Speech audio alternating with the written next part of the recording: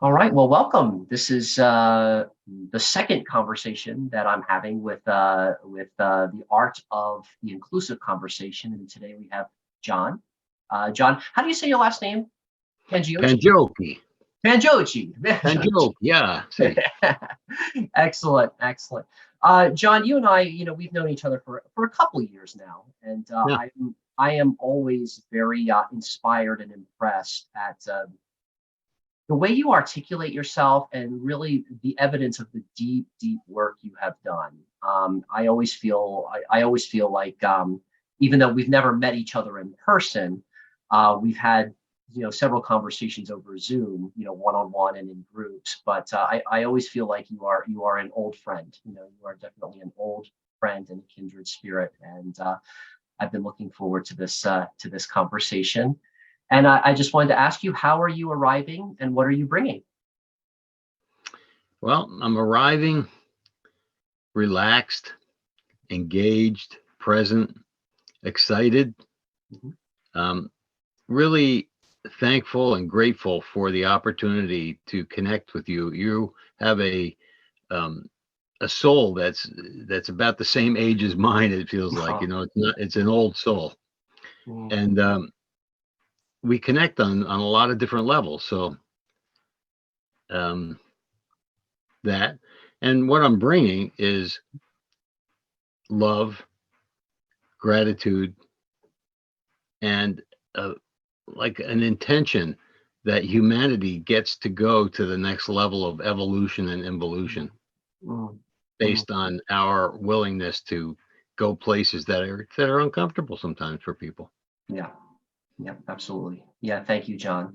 I'm arriving with a desire to be able to reflect, to receive, what you are saying and what you are giving, and to really reflect back what I'm hearing.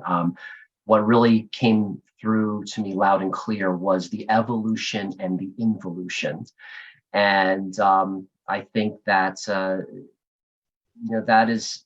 that is what we're doing. That is that's what we're role modeling. I think the more I observe the more I observe a lot of my own internal and external power struggles within the world, the more I'm understanding that there is a need for openness, there is a need for trust, and why I feel today and this conversation is powerful is that as we have been speaking online on social media, um, we are we are engaged in this beautiful expression of light. And what I am bringing is a desire on how to engage in that expression and then role model it, anchor it, bring it down, ground it, so that others can practice it. I think that's what I'm bringing is that desire, for others to be able to communicate not so much with an agenda or with the sense of urgency to get things done, but to open up, to explore, to really engage in curiosity and deep appreciation.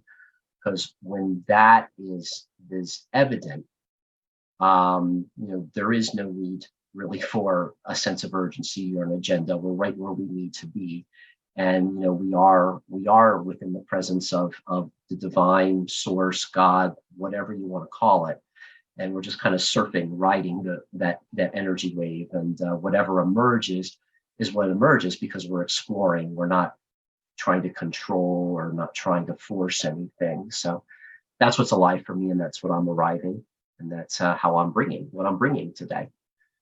Yep. Awesome. Yeah. Yeah. So there's not really a topic today, John. What I've been challenged by my friends is that I've been challenged by this idea that is a topic really necessary, when you're being open and honest. The first topic that I recorded with my friend Randy that I was telling you about was about unconditional love. And isn't it all about love? We tend to, we I observe a lot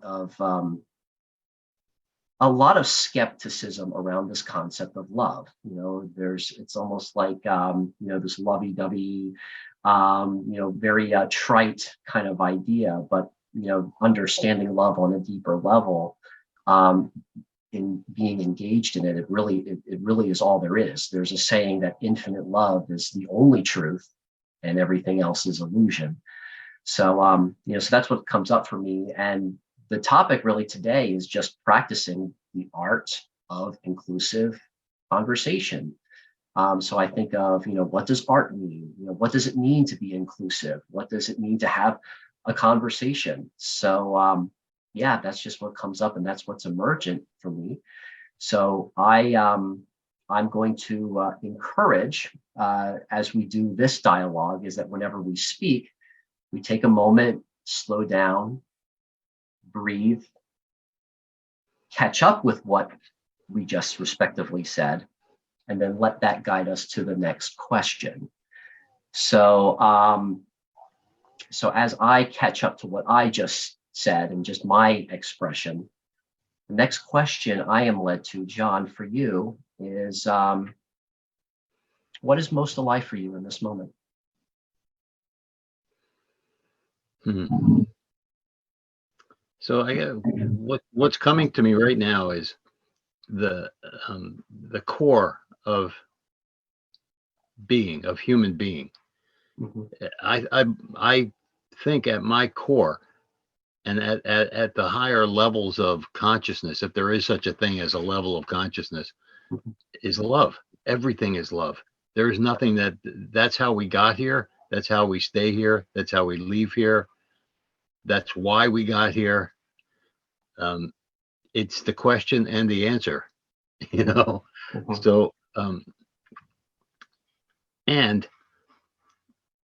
I have some behaviors that get in the way of that, that Mhm. are that are inherited, that are things that I invented along the way, you know. Mhm. And so that's my journey, is to where can I see what's in the way of me being the expression of love every place, on in every situation that I'm in. While when I'm alone, when I'm with people, when I Mhm. sleep, when I'm awake, Mhm. when the things happen to us in life that cause us to go off the rails, so to speak, off of our game plan, Mhm. you know. Mhm. And it's great because I get to practice all the time, because guess what? I still have things that take me out of my game. Mhm. Mhm. Mhm. Yeah, yeah. Reflecting back to John, what is really emergent to me, or what is really observable to me, is um, acknowledging that there might not be levels of consciousness. Being able to truly engage in love, like what Randy and I were talking about, is maybe unconditional love is just a sense of play. It's just kind of playing, instead of Mm. taking it as seriously as we do. But I also wanted to ask you to expand upon, what are some of the things, or what are some of the experience that you feel take you out of the game? I'd love to hear more about that. Um, let's see. Health issues. Hmm. If I get up in the morning and my knees bothering me, or my neck is bothering me, or I have a headache, or my sinuses are a little wonky, I start to focus on that, and I start to react to my environment like that. And reacting hurt is one way of being. Probably not the one I would create if I was having a magical day. If I said, let me create a magical day, that would not be it. Hmm. So that's one thing. Things that just come along. The other day we got a phone call that my brother-in-law had a pretty severe stroke. Oh, sorry. And yeah, it's perfect. I mean, given how life goes, that's something that comes along. And it's been great because he is getting to deal with his health in some new way. But what happened for me is I have a relationship with death. It's Mhm. it's loved. It's honored. I Mhm. love death because it's part of life. You can't be alive without it. Mm. So, but I started to question it, Mhm. when I looked at his mortality, Mhm. I started to question my own. Mhm. So that could take me out of it, Mhm. out of my, Okay. my comfort zone, my, not so much my comfort zone, but my game, because Mhm. my game is not often comfortable, but it is the game I love. Mhm. Mhm. um, Fear, I could go outside and a dump truck comes down we live on a really rural area, dead end street, but there's a gravel pit all the way down a dirt road from where I live. And sometimes the dump trucks go by and I get so afraid that somebody's going to get hurt. A dog will run out or a child Mm. um, and then I get angry Yeah. because it's like, I've spoken to them before. Why don't they get it? I have a whole dialogue that starts. Mhm. And then, so, I mean, those are some of the things that can take me out. Yeah. Yeah. I Yeah. don't watch the news because that takes me out every time. And it's Really. really Mhm. just not worth it. Mhm. I don't have any interest in it. It doesn't provide anything for my life. Mm. Um, I was a news junkie, when I was a kid. Mhm. Mhm. When I worked for a company, big corporation, I wanted to be, current. Mhm. Mhm. Mhm. Yep. Little did I know I could be current without even knowing what the topics of the day were. Yeah. Absolutely. And there's so many. There's just so many. It is like a constant, twirling of the plates if one is paying attention to it. Yeah. Yes.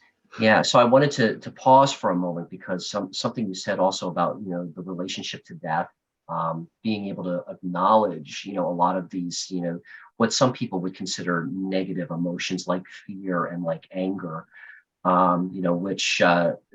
which I personally relish because there's a gift in there if we allow ourselves to feel our feelings.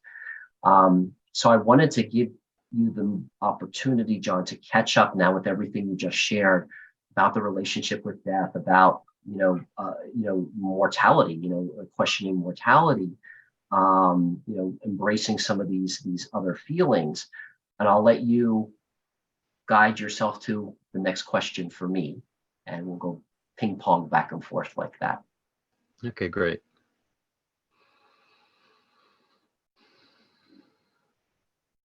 So we have before us what I would consider like a choice, Hmm. an unlimited choice Hmm. of paths that we can take. Hmm. So, what if, from where you sit, given where we've been so far in this conversation, Hmm. what path do you see that would lead us to a place where we could achieve the goals that you set out? And not like that's the only important part, but so like we can achieve what we came here for, which I stated as evolution and involution. You Yep. would like to be able to transfer this to humanity so that all people can have conversations that are based in connectedness and love. Hmm. So what path do you see would be a pathway to that? Hmm. And do you Hmm. see any impediments along that, with your choice? Hmm. Okay. So what is the path and what might be the impediments? Um, the path for me, what comes up for me and what's emergent to me is having the ability to slow down, to deeply listen, to reflect back, to feel your feelings, um, which can really, which can really only happen in one-on-one conversations like these, or in very small group conversations. Because I feel like the bigger the audience or the bigger the group, the more diluted I think that feeling gets. Um, and for me, the path forward is taking the time to put the busyness on hold, put the agendas on hold, and be present.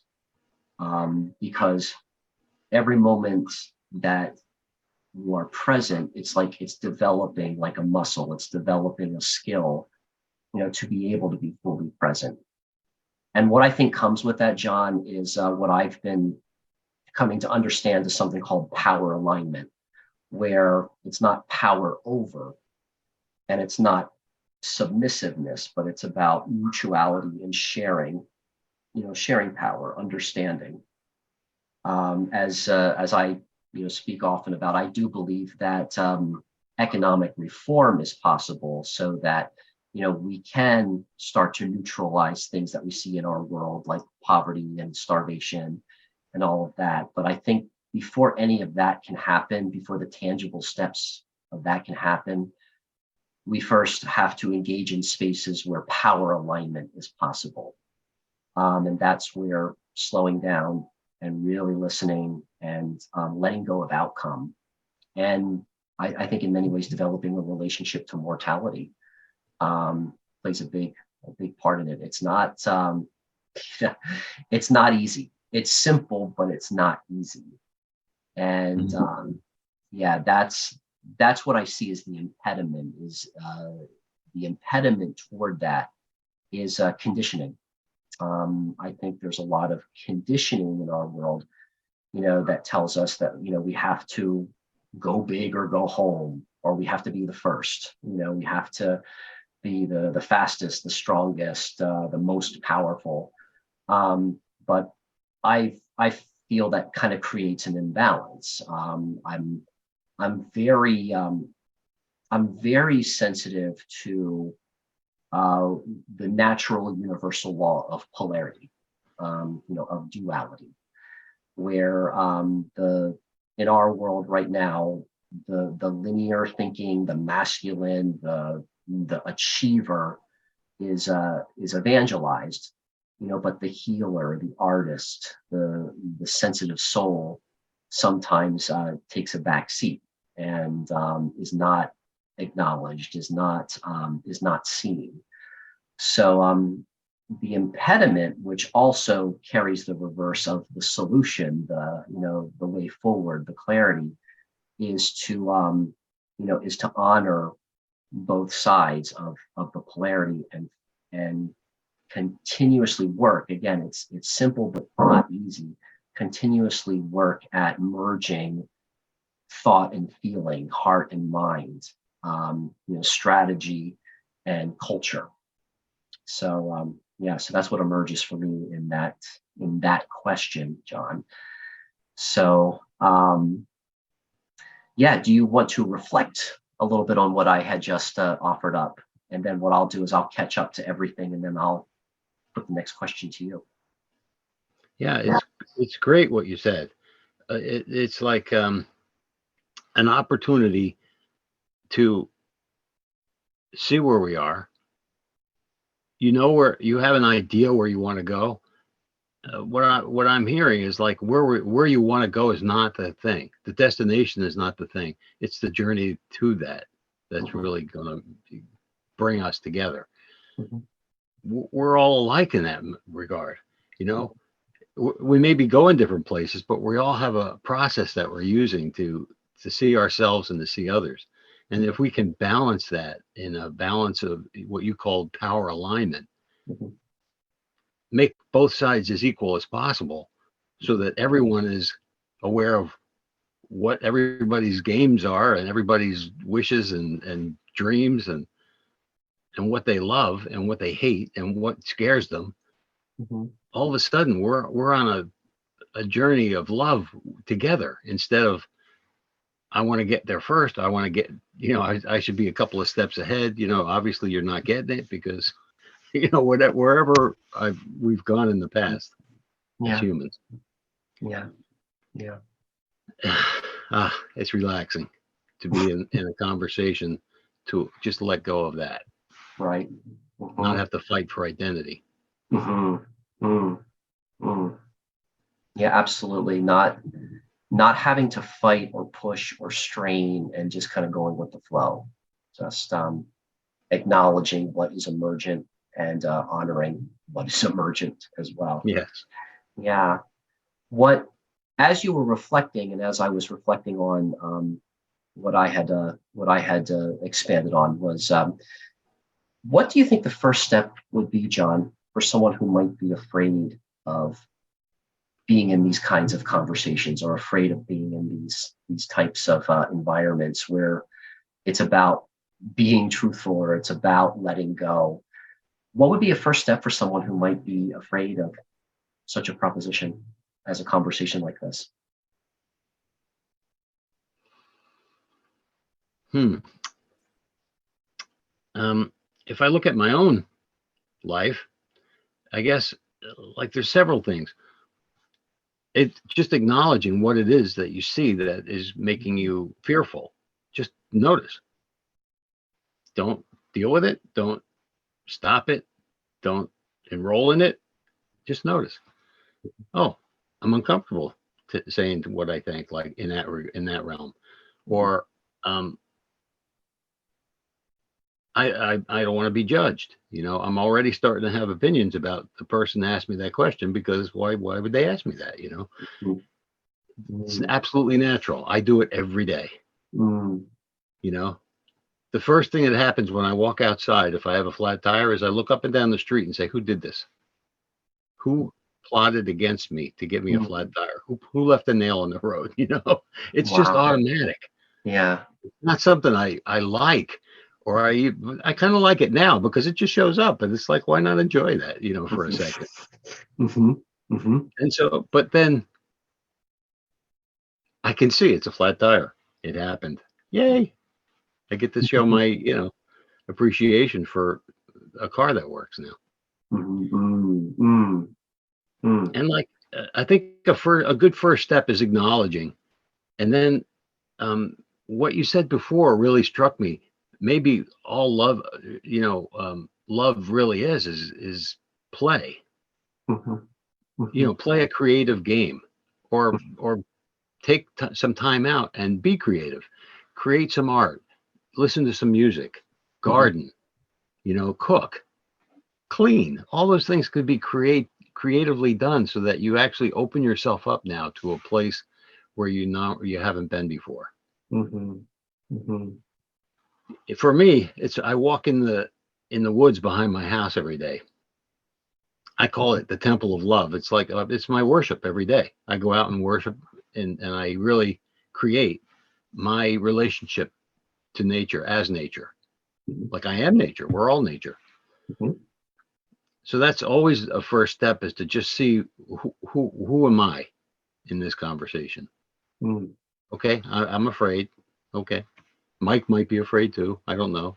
I could ask you. Um, so kind of like that.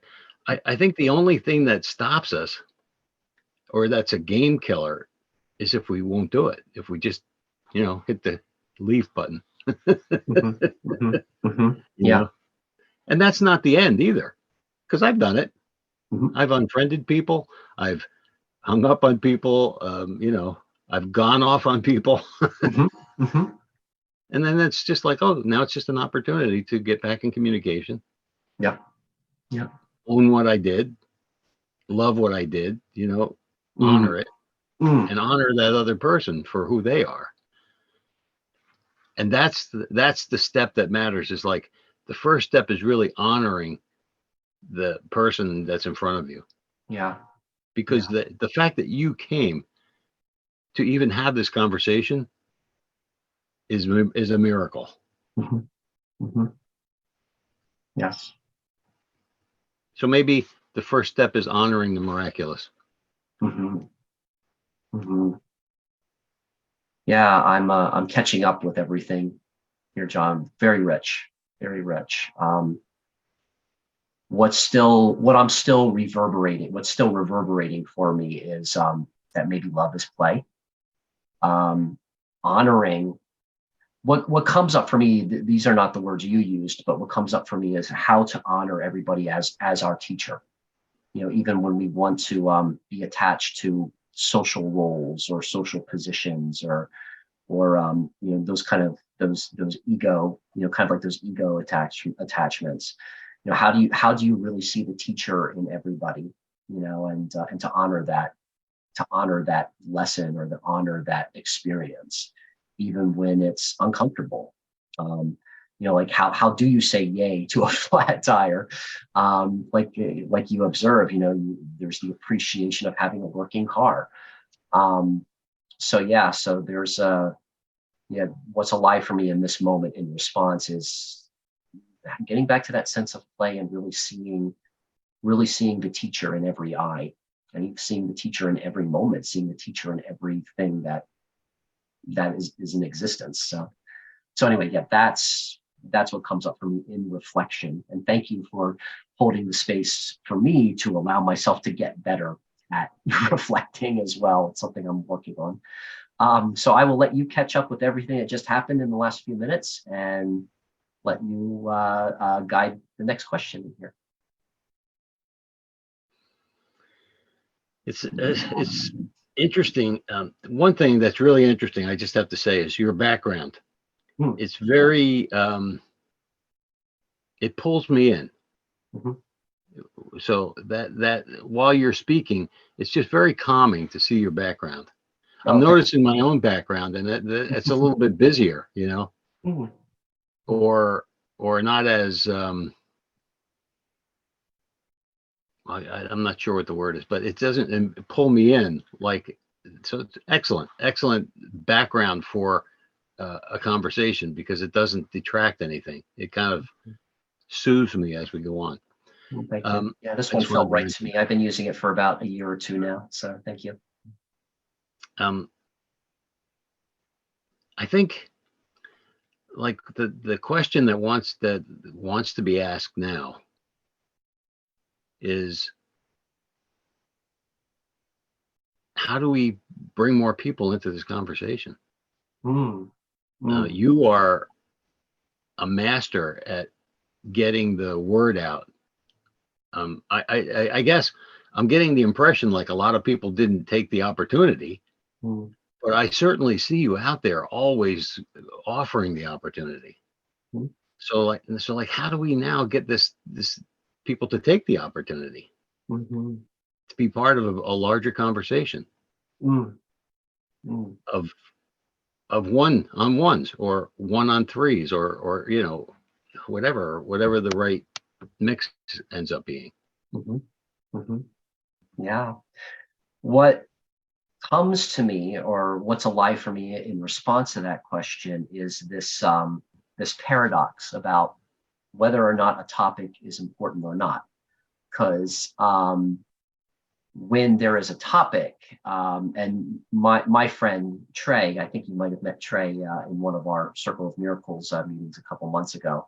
Trey and I have been talking about, is a topic necessary? I think when working from the outside in, when it comes to making somebody feel comfortable to show up, I think a lot of times they need a topic or a structure to feel comfortable enough to show up. I think if there's any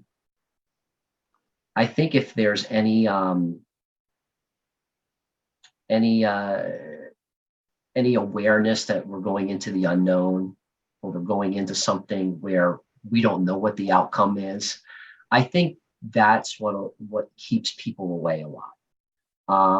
One of the things that my life expression has been about is about improvising, where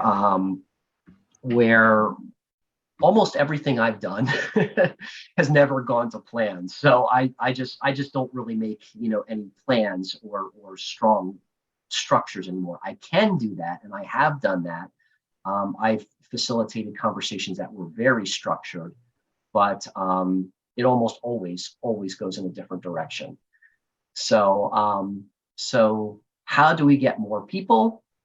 I'm still playing with that one, John. I'm still playing with how important is a topic necessary, and how important is structure, to a person to feel safe enough to show up.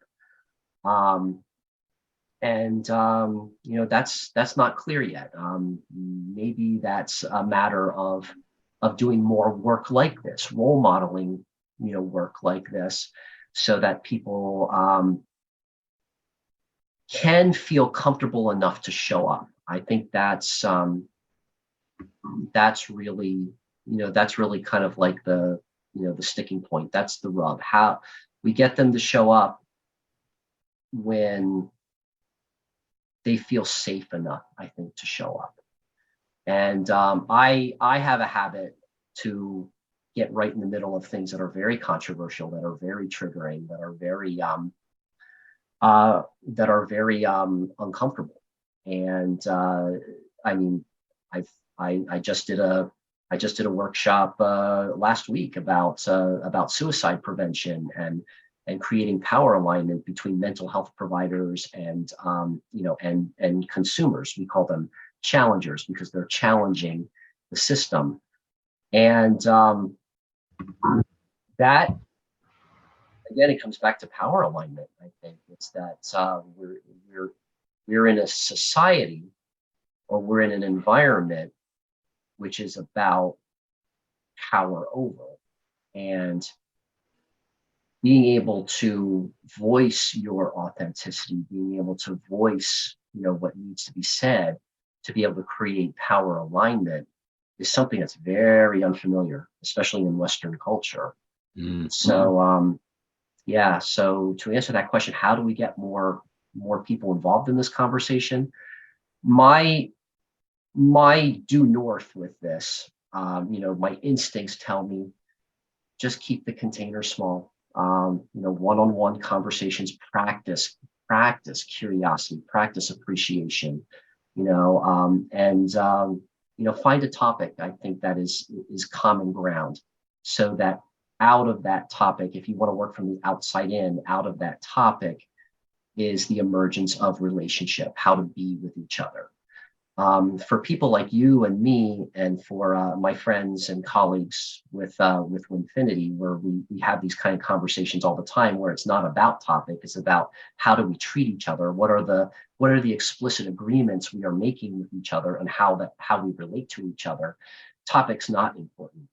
So I'm almost thinking the first conversation with someone who has worked up the courage to be in these emergent spaces is to ask them, what is the topic that's most alive for you, and let's start there. So that's my answer to that. So I'll let you reflect, John, on anything that you might have heard, and then I'll catch up to all of this and let that lead to the next question. Yeah, it's as you're speaking, I'm just kind of like letting it sink in. Mm-hmm. And what's coming around is like, who knows what it's going to take for someone to let go of what it is that stops them in life, in any category of life. Mm-hmm. And, if I look at my own, as soon as you invited me to the conversation, I was in, because everything you invite me to is an opportunity for me to take humanity to another step on the path of evolution. Yes. The involution part is happening. All I have to do is just open my mind to it. Mm-hmm. I don't have to do anything about it. Just acknowledge that it's there. The evolution part actually requires some movement on my part. I have to move what I think I am, the roadblock that I am, out of my own way. Mm-hmm. So like that's what I'm hearing is like, who knows what that's going to take? It's going to take what it's going to take.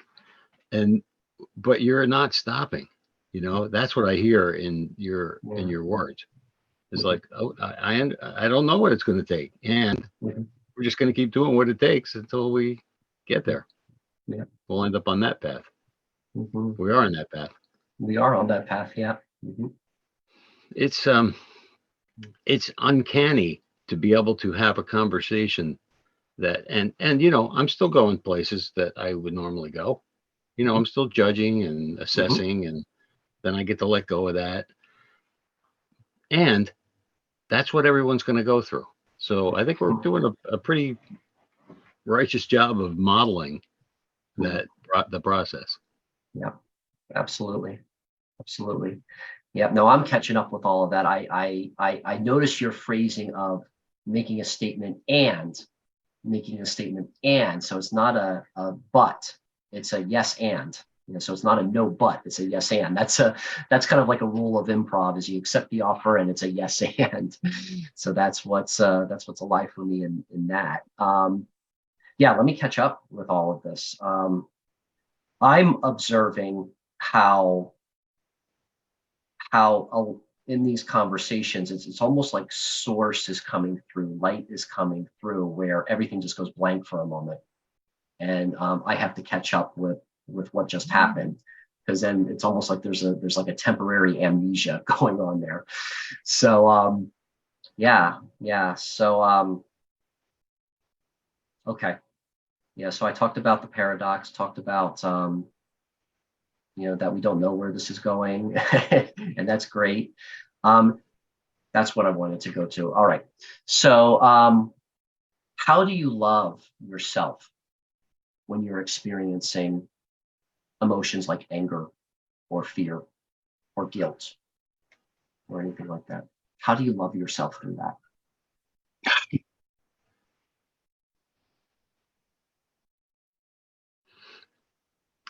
The minute you said that, I started to go back to it. I started to put myself back there in that experience. I don't have to go very far.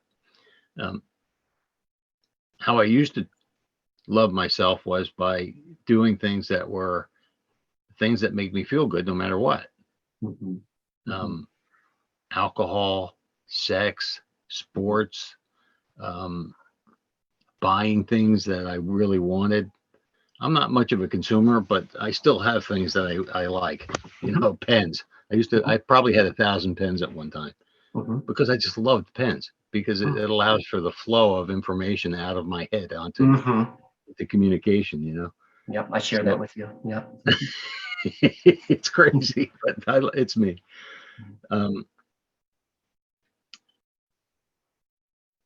But now I can see the way I love myself, no matter what the situation is, even in times where, let's say, things are going really, really well.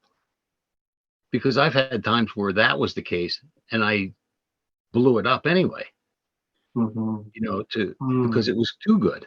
Like I didn't deserve that, or I didn't. Right now wasn't the right time to be receiving that love.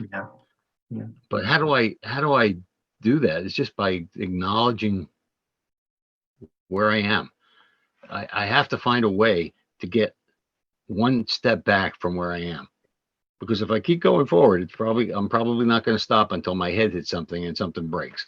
That's how life has gone for me in the past, and I've broken lots of things. So I got some good, feedback on that. And I don't look at it as wrong. I didn't do anything wrong by getting angry, but even by breaking something. Yeah. I did a human thing.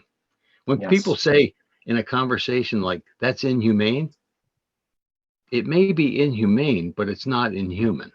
Yeah. We can't do something that's not human. Right. And so like that saying that it's not human gives us an excuse not to be responsible. Gives me an excuse not to be responsible for that thing.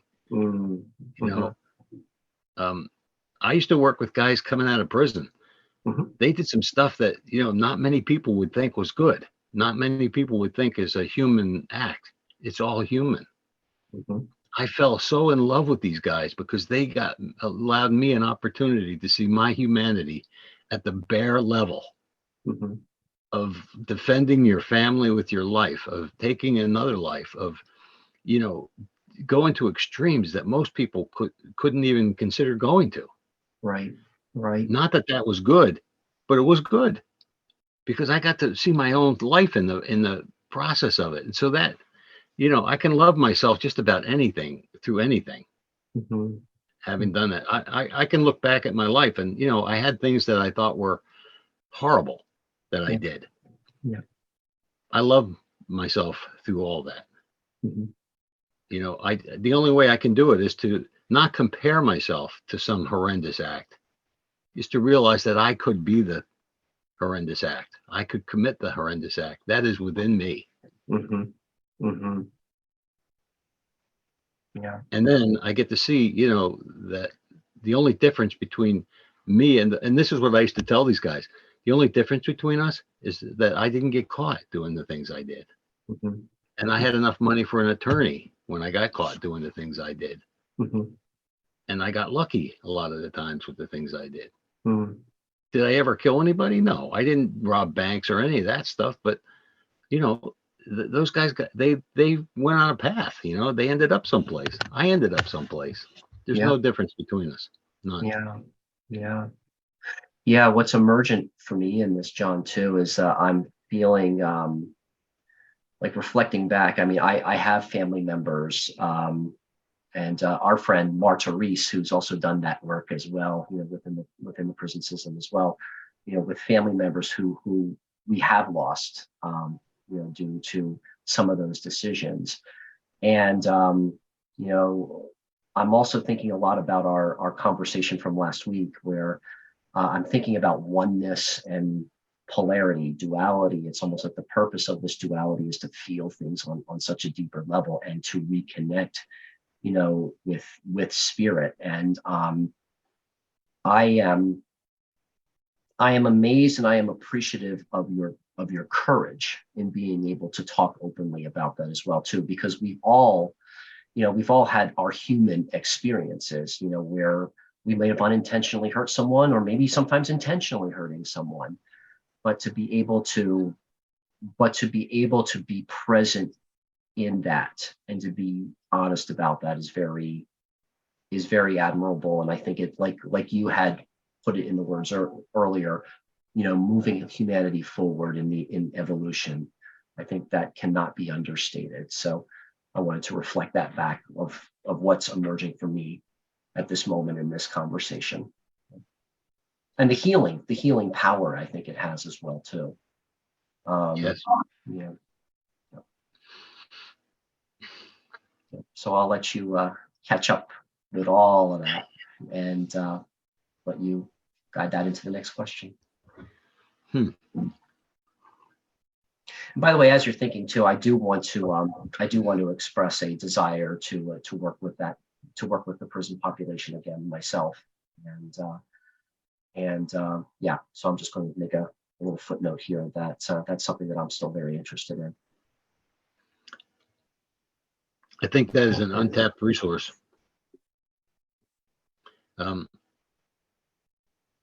Okay, now I just went someplace with that. But Yeah, anyway, that's okay. That's okay. I do that.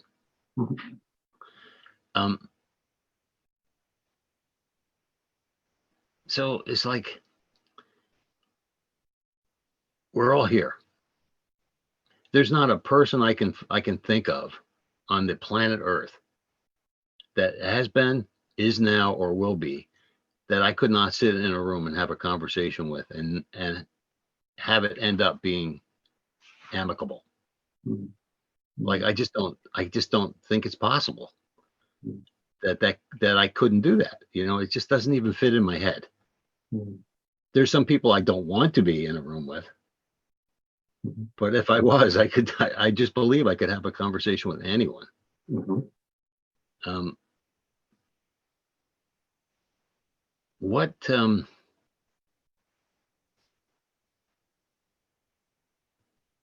what do you see about that for yourself? Do you feel that like you could be there's like certain groups that you can work with and some you can't?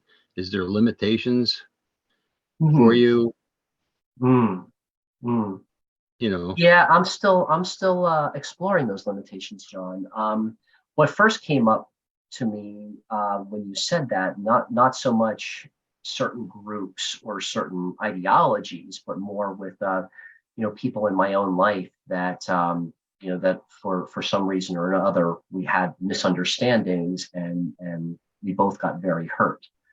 And you know, do I want to be in those room in the room again with those people? I would, and that's part of what drives me as well too, because I I want to clear up misunderstandings, you know, even if they happened a long time ago. But I recognize how uncomfortable, how really uncomfortable that is. Um, and it really comes back to I'm losing it a little bit because I'm feeling a lot of confusion. I'm feeling a lot of emotion coming up that really is asking me to slow down and listen and not be so quick to offer explanations or to offer excuses or to offer, to offer any of that up. But yeah, what comes up for me in response to that question at first is I have a very strong desire to reconnect with people in my life who have cut me out for no reason, and I take responsibility for my part in a lot of that, the ego games that I've played in the past, and the confusion I've experienced, and the manipulative ways that I've tried to control situations and people in my past. Um, and as I kind of get back into the discomfort of all of that and the fear around that, um, I would say that that is a limitation, but it's a limitation that I do have a strong desire to, you know, to approach, you know, to, to have those conversations. Now, as far as any group or ideology or any, any kind of a specific culture, um, I do, I do have a fear. I do have a fear with openly antagonistic people, and I see that I see that on both sides of a political spectrum, for example, on both sides of a social spectrum as well, where you know it's all about the judgment. It's all about it's all about thinking of everybody as an enemy, and um, and I find it I find it very growth oriented to be able to get in the middle of that and just stop and ask a question about where that antagonism originated. Normally that gets ignored. So that's kind of why I feel like in some ways I've developed a little bit of a little bit of a bravery, a little bit of a courage, because my thought, and when someone is attacking, or when somebody is being aggressive, my immediate thought goes to, okay, so where did this aggression originate? And that kind of keeps people like that away from me. But I want to engage with that. I'm still scared of that. I'm still, I'm still fearful of that, of outright conflict. But it's something that I'm kind of stepping into, tiptoeing into. I've had opportunities in the past where I dove head first into that kind of that kind of a conflict or that kind of a confrontation, and that usually ended up with the other person going away and having no real solution or no real catharsis happen. And I realized what I want is the deeper feeling, the deeper catharsis, the deeper understanding. So I'm learning how to tiptoe better into those situations. So yeah, so that's my answer to that question, is that there's multiple layers of it, in that my boundaries, my boundary is in really trying to come up with resolutions with people who are openly antagonistic. It's a boundary. It's still scary for me, but it's something that I'm learning how to tiptoe into. And then there's also that desire, which at times in my life it's been on a healthy desire, trying to reconnect with people in my past, and trying to communicate that I don't have any ulterior motives, but to create clarity and understanding and a healing, has been met with a lot of scorn and a lot of distrust and a lot of isolation. So so that's the second layer that comes up for me, is that I still have that desire for healing, But letting go of that has been a challenge. Letting go of those, of the desire to, to clarify to an old friend, why I did some of the things I did.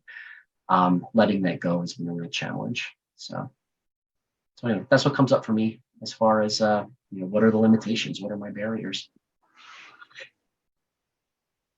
Yeah, that's great. What I heard was you struggle with it. Yeah. You didn't say you struggle with it, but yeah, maybe you did say you struggle with it. I do struggle with it. Yeah. And like, I don't think it's any different for me. Mhm. I've been in, the situation where it's been fights and, like physical fights.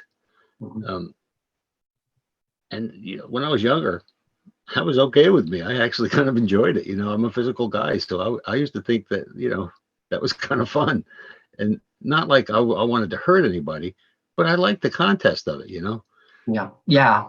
Mhm. It just didn't provide anything in the long run for me. Mhm. But what I heard you say is like there's that whole the limitations are the thing to deal with. That's the place to go because that's what's Yeah. keeping everybody else out of it. Yeah. That's why people aren't getting together Mhm. because they're afraid. Somebody who's being that outwardly aggressive is got some incredible amount of fear that Mhm. keeps them from wanting to allow that other person in Yeah. any possible way, especially in a crowd. Yeah. So your words about one-on-one very well heated because that's not probably going to happen in a crowd like that. Yeah. Yeah. But there is an opportunity regardless. Mhm. Yeah. And Absolutely. again, what I heard in your response is that I have them. I have limitations. I have Mhm. places where I've stopped and where I would like to continue. Mhm. You're not stopping. Mhm. That comes through really powerfully in every ounce of your being. Yeah. Yeah. Thank you. Thank you. Yeah. What also comes up for me, and this has been a re-emerging theme as well too, is that I'm learning how to disengage from power struggle and start role modeling how to transcend power struggles, how to transcend those conflicts. And that's been the major theme of my life, especially when it comes to trying to help others understand, trying to help others understand how social and economic reform is possible.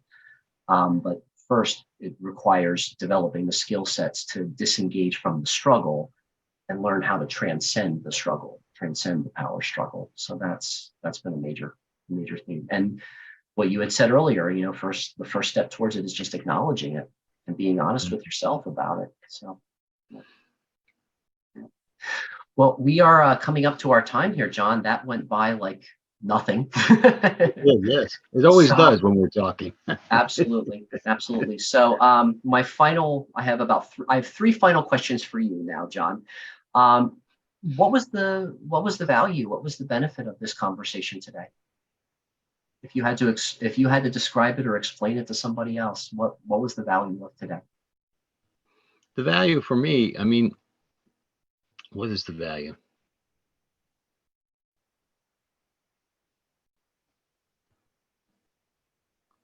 Connection is Mhm. a big value. Mhm. I got to connect with you in a way that I can see myself. Um, Self for me and absolving or dissolving that is a key part of my um, steps towards evolution. Mhm. And I see that in this conversation. Mhm. Um, the possibility of humanity taking that next step in our lifetime while we can actually observe elements of it Yeah. is present right now. Mhm. It's present not just in our conversation, but in a lot of places. I know it looks chaotic some places where you look. If you look for chaos, you won't have to look far because it's expanding in our cosmos. Yeah. But that can't that that chaos is an opportunity. And so like I feel like I'm seeing an opportunity here for the sun to come up, like it's coming up right behind you right now. It's there.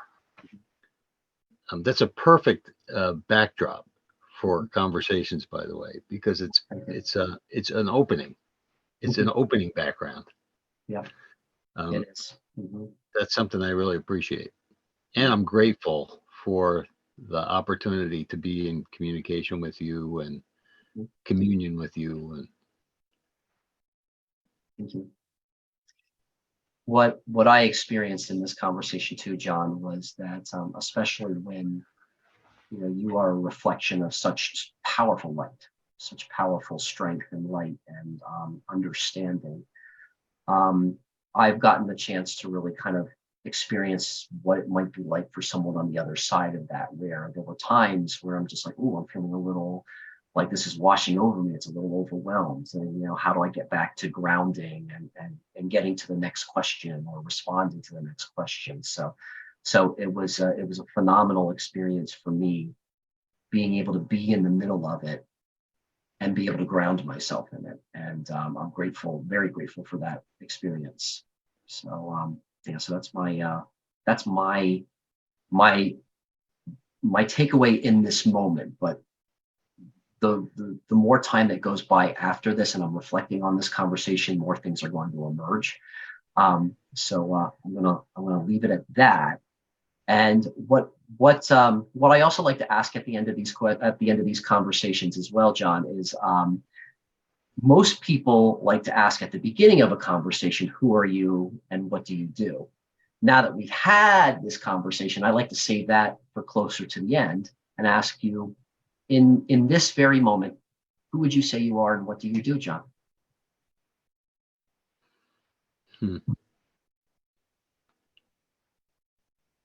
I don't know who I am. And that's a great place for me to be. Because it's like, I just took on a religious, studying a religious connection. It's Wiccan. So I enrolled in something called Wicca 101.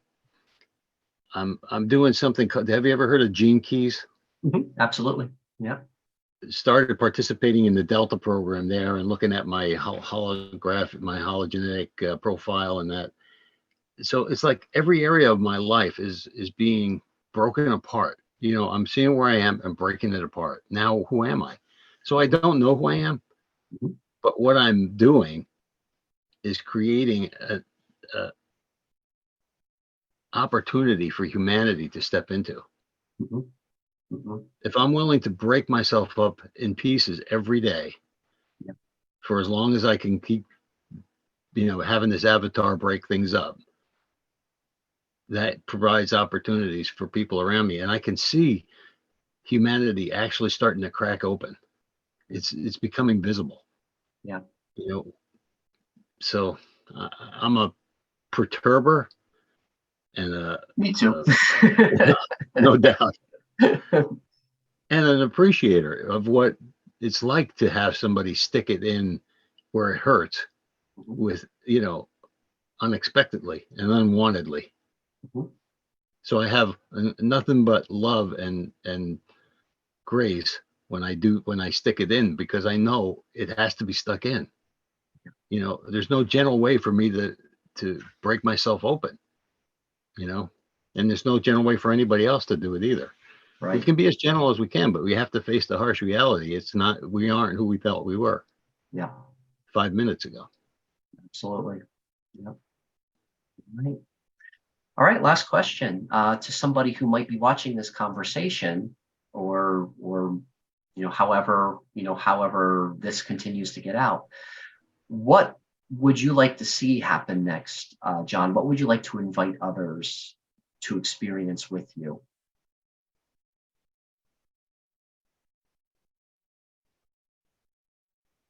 I would like others to experience their ability to express who they are, like in the moment. Who am I now? Not who am I expected to be? Who did I practice to be my whole life? Who did I train to be? Who do people want me to be? I don't really care about any of that. Who are you right now? Mm. So what is your true voice? What comes from the cosmos through you? Yeah. You know, like that background. What is emanating from you that can't be stopped? Mm. You are the access to that. I would like every person to be able to express the emanation that they are into humanity and Mm. into the cosmos. Mm. That's beautiful. Yes. So, all right. Well, that's where we will stop the recording, and maybe the next conversation at some point is, what is emanating from you that just can't be stopped. I mean, and that just entertaining that question alone is activating. I feel a huge activation on there. So thank Yeah. you, John. I'm going to stop the recording, and Okay. we will say our goodbyes here in a moment.